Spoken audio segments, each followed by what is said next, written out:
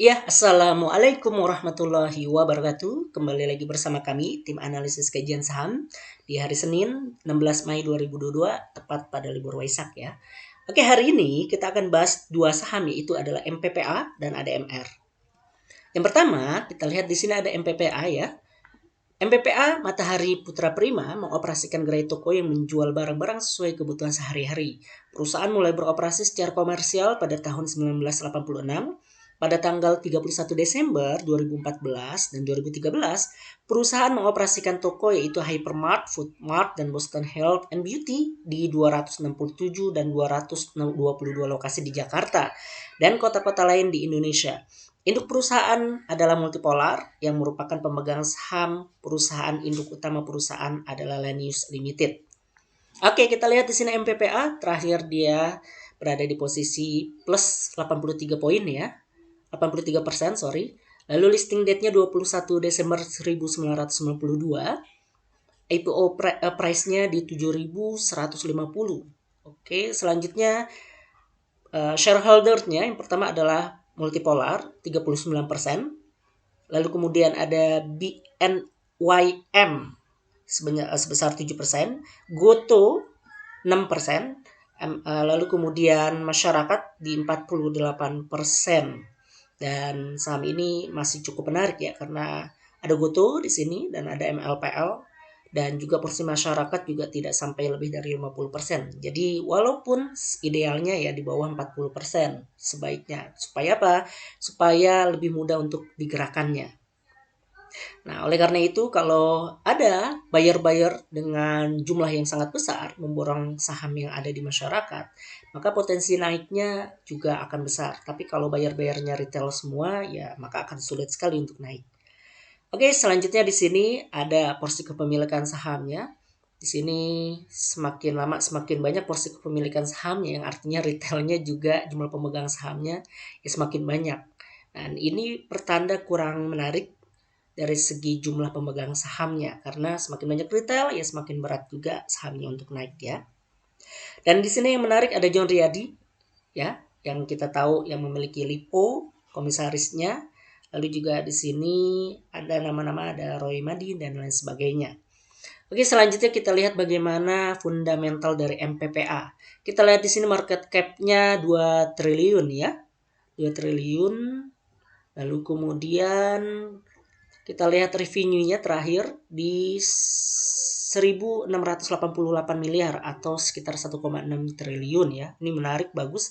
Tapi kalau kita perhatikan dari 2016 itu mengalami penurunan, terus penurunan ya. Baru kemudian penurunan terus. Artinya dari segi pendapatannya MPPA ini kurang menarik ya, karena mungkin terdisrupsi dengan pergerakan-pergerakan dari marketplace seperti Gojek dan lain sebagainya.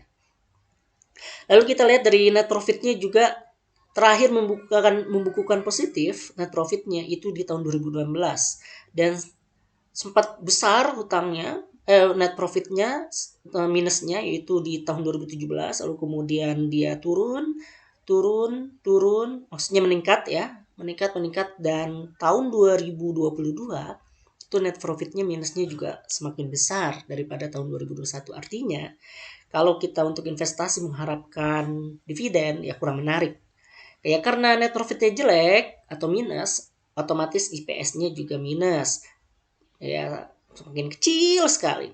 Lalu juga price earning ratio-nya juga ya akhirnya juga minus juga di sini. Kurang menarik. PBV kita lihat dari segi harga sahamnya, kita lihat di sini semakin mahal ya. Terakhir tahun 2021 itu yang paling tinggi. Lalu kemudian yang menarik sih sudah mulai menurun ini dari segi price book value-nya, artinya harga sahamnya dibandingkan buku perusahaannya. Artinya ya menurun dari 6,3 kali menjadi 5,26 kali.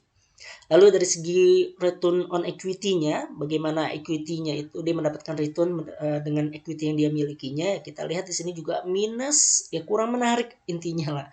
Dan kita lihat dari utangnya, idealnya kan ya 1 ya. Semakin di bawah 1 ya semakin bagus. Ini sudah sampai 10. Utangnya itu 10, walaupun tahun 2020 itu sempat 23 kali. Lalu kemudian 2021 menurun ya menjadi 6 kali, dan sekarang menjadi 10 kali daripada equity-nya, hutangnya itu. Ini agak berat sekali ini untuk MPPA dari segi fundamentalnya. Ya karena dari segi net profitnya juga minus, ya kita bisa lihat kalau dibandingkan dengan AMRT, ERA, Mika, MNCN dan lain sebagainya, ya net profitnya minus. Lalu juga PER-nya, PBV dan lain sebagainya juga ya kurang menarik. PBV-nya juga ya tidak terlalu mahal dibandingkan AMRT ya. Walaupun minus tapi harga sahamnya masih lebih murah dibandingkan AMRT. Tapi dibandingkan yang lain ya dia nomor urut kedua paling mahal setelah AMRT.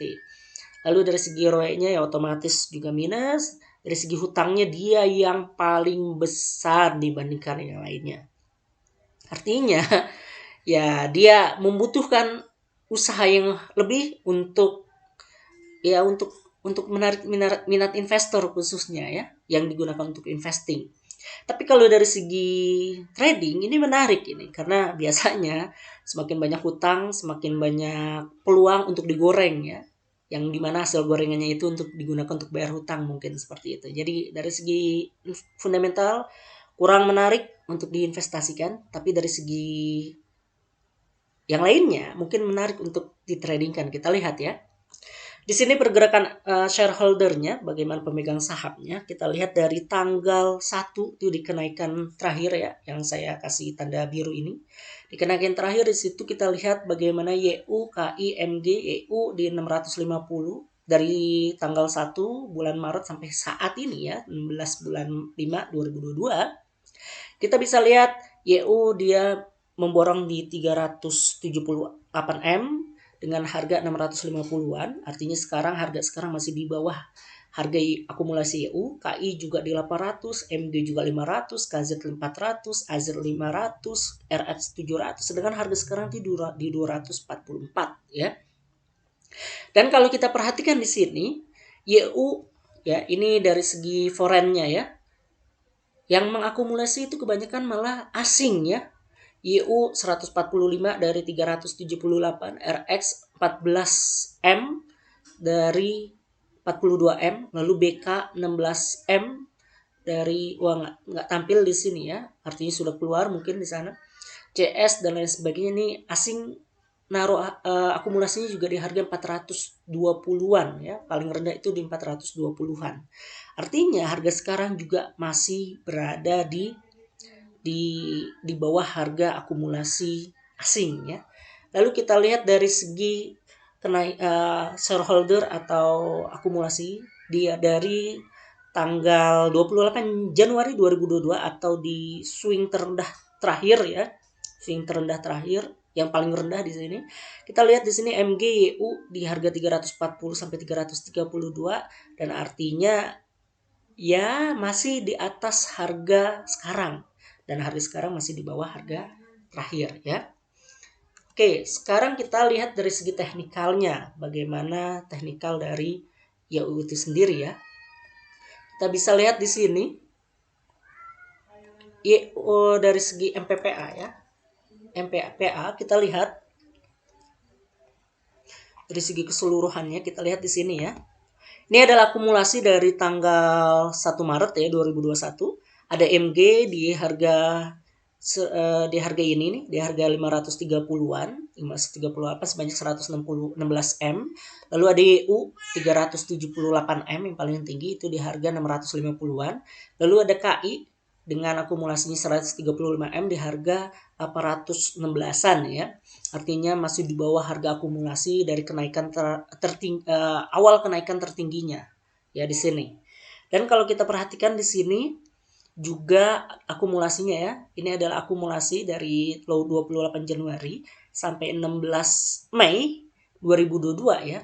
Dan kalau kita perhatikan pergerakannya ya, dia membentuk tren baru ya. Kurang lebih seperti ini nih kalau dia mantul.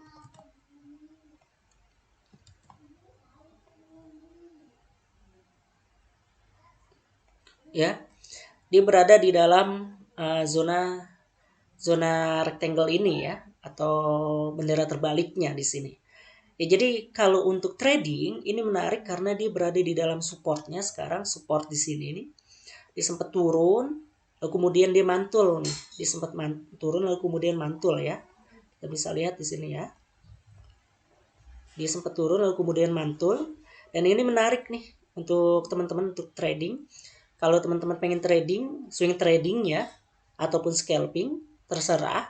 Nah, di sini teman-teman bisa beli di sini dengan buy-nya di 240-an ya, 240 sampai 200 sekian.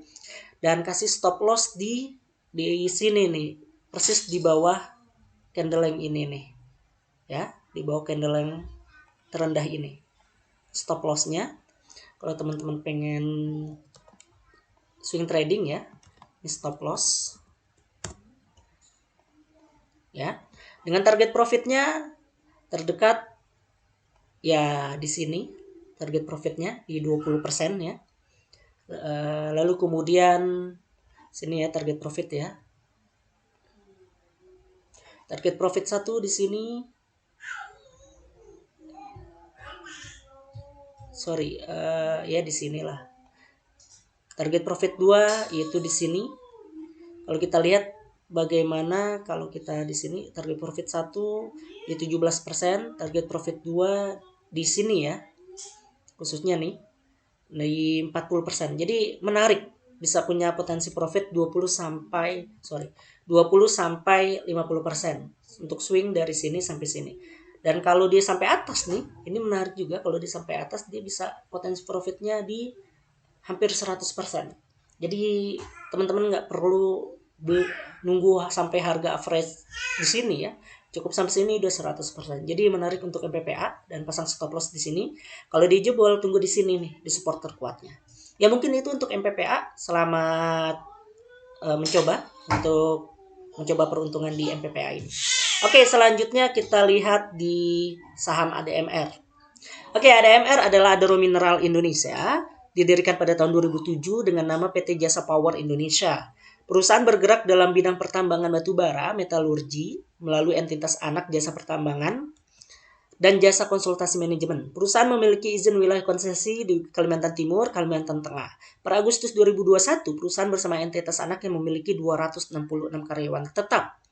Dan kalau kita diperhatikan di sini sektornya adalah energi, subsektornya adalah oil, gas, dan coal ya. Jadi ini 3 utama nih, yaitu adalah oli minyak, gas, dan juga batu bara. Listing date-nya dia 30 Januari 2022, baru tahun ini ya, di awal-awal tahun. Lalu kemudian IPO price-nya di 100. Dan ini adalah shareholder-nya, itu dia adalah anak perusahaan dari PT Adaro Energi Indonesia atau ADRO, 68%. Tinggi, lalu Adaro Mining Teknologi 8,83%, lalu PT Alam Tri Abadi 6,86%, dan lainnya itu 16,6%. Lainnya ini termasuk masyarakat mungkin ya. Lalu kalau kita perhatikan di sini, nah ini kita lihat retail mulai banyak pegang ya di sini ya di 28 April. Nah ini yang perlu diwaspadai. Kalau kita perhatikan 31 Januari itu sempat minus tuh. Nah ini menarik nih ketika dia minus ini di sini.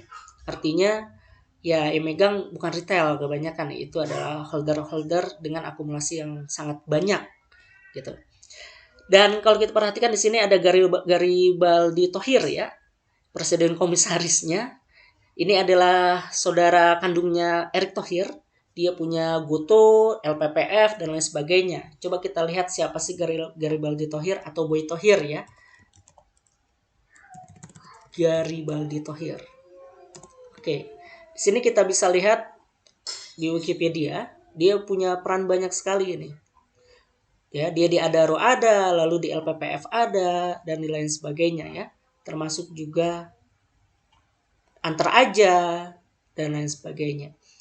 Dan biasanya saham-saham yang dimiliki sama dia ini ya saham-saham yang cukup terbangnya. Seperti ya ada Goto, Asa, Telkom dan lain sebagainya ya di sini. Garibaldi Thohir atau Boy Thohir.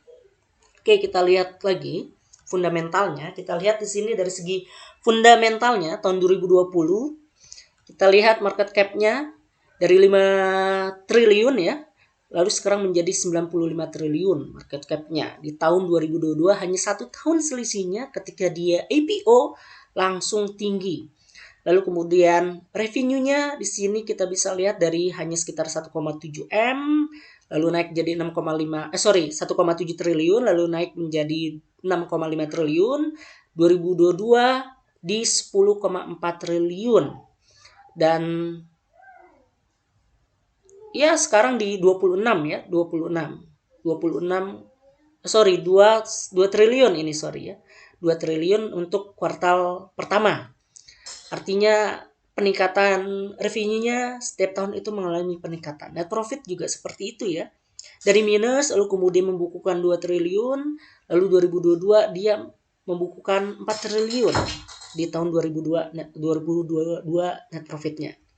Ya otomatis IPS-nya juga mengalami kenaikan di 2020 minus, lalu 2021 54 dan sekarang 117. Dan price earning ratio-nya juga di sini ya semakin tinggi ya price earning ratio-nya. Lalu kemudian PBV-nya juga semakin tinggi 18 kali. Nanti kita bandingkan dengan sektor yang sama ya. Apakah terlalu mahal atau tidak. Lalu return on equity-nya ini menarik 94%. Dari minus 11 lalu 75%. Semakin tinggi semakin bagus ya return on equity-nya. Artinya return-nya bisa menghasilkan hampir 1 kali dari equity-nya. Itu menarik sekali ADMR ini. Dan debt equity-nya di sini ya masih lumayan lah ya, cuman 1 gitu ya. 1 idealnya di bawah 1 idealnya, tapi kita lihat nanti kita bandingkan dengan sektor yang sama di emiten yang lainnya. Di emiten lain di sektor yang sama. Oke. Ini menarik dari segi fundamentalnya. Sekarang kita bandingkan net profit-nya 27% untuk PTBA. Di sini belum kelihatan ya, yang pasti menarik juga. Kita bisa ngambil mungkin sekitar 25-30% seperti Adaro ya. Kalau kita bandingkan dengan Indi ya jelas pasti di atasnya. Lalu dari segi PER-nya kita bisa lihat di sini tadi kan PER-nya 79 kali ya. Sudah termasuk mahal price earning ratio-nya.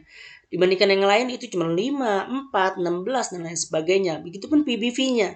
Lain-lain cuma 1, 1,3, 1, 1, 1. Sedangkan ini ADMR ini dibandingkan dengan harga bukunya ini 23 kali. Ini sudah termasuk mahal ADMR ini. Ya. Lalu dari segi return on equity-nya mungkin nanti bisa stock split kali ya untuk mengurangi ininya PBV-nya mungkin. Lalu kita lihat dari ROE-nya ya jelas ADMR tertinggi dibandingkan dengan emiten yang lain di sektor yang sama. Kedua itu ada ITMG, ketiga ada SMMT, ada Harum. Ini PTBA juga menarik nih, tinggi dan lain sebagainya. Oke, hutangnya kalau kita lihat di sini di angka 1,9 ya. Dan di kuartal 3 udah naik jadi 2,3 dan termasuk banyak hutangnya ADMR ini. Tapi dari segi fundamental masih bagus untuk investasi karena keuntungan juga besar. Tapi dari segi harga sahamnya, nah ini perlu dipertimbangin nih. Kalau kita pengen masuk perlu dipertimbangin. Apa yang perlu kita pertimbangin?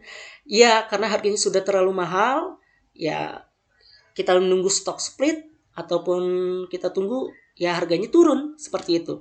Kita beli di harga bawah. Seperti itu ya. Oke, selanjutnya kita lihat dari segi shareholder dari awal IPO sampai sekarang kita lihat di sini ya. ADMR, ada CS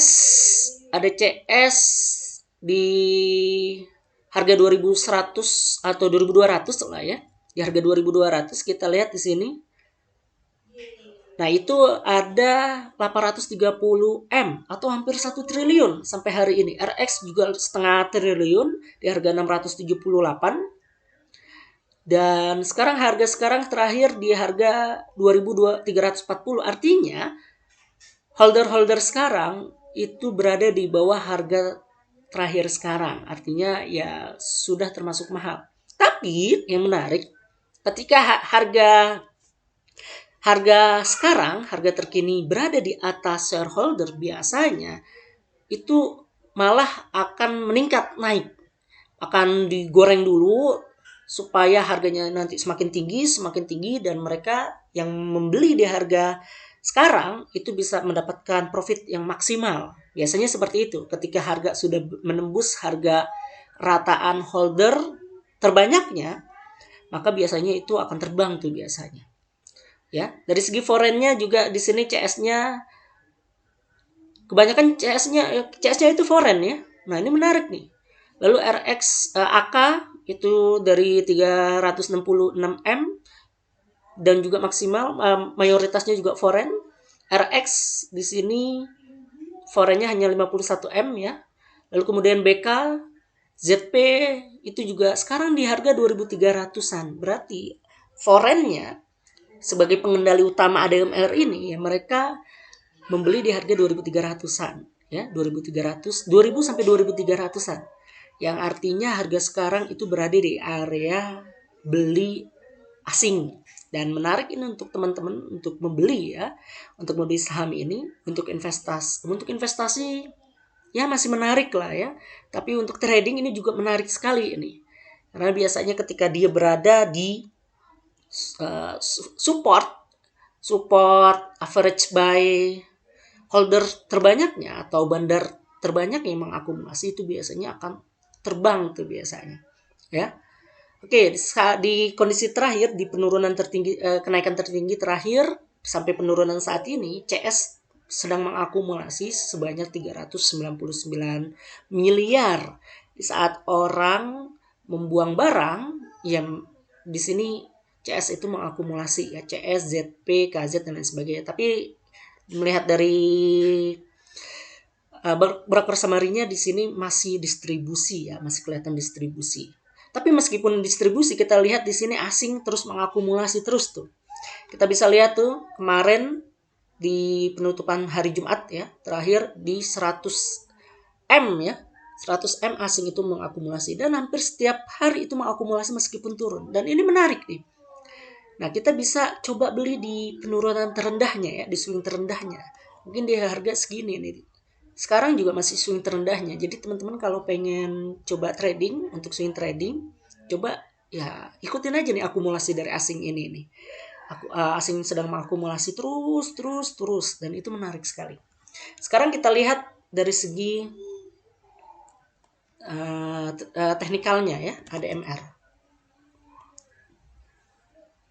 Nah, di sini kita bisa lihat di sini ADMR average buy dari IPO sampai 16 Mei ya yang tadi itu sekarang berada di supportnya nih di average buy ini.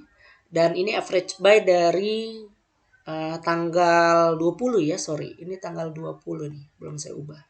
20 April lah, average buy 20 April sampai hari ini yaitu di segini. Jadi artinya sekarang masih berada di area ya dekat dengan support average buy holder-holder terbesarnya. Jadi ini masih menarik dan ini ada dua kemungkinan apakah dia akan membentuk descending triangle ya seperti ini descending triangle ataukah dia akan membentuk ya rectangle seperti ini. Apapun itu biasanya ketika membentuk descending triangle lalu kemudian membentuk seperti ini nih flag seperti ini dengan rectangle-nya ya ketika dia tembus dari sini maka dia akan loncat gitu ya, akan terbang.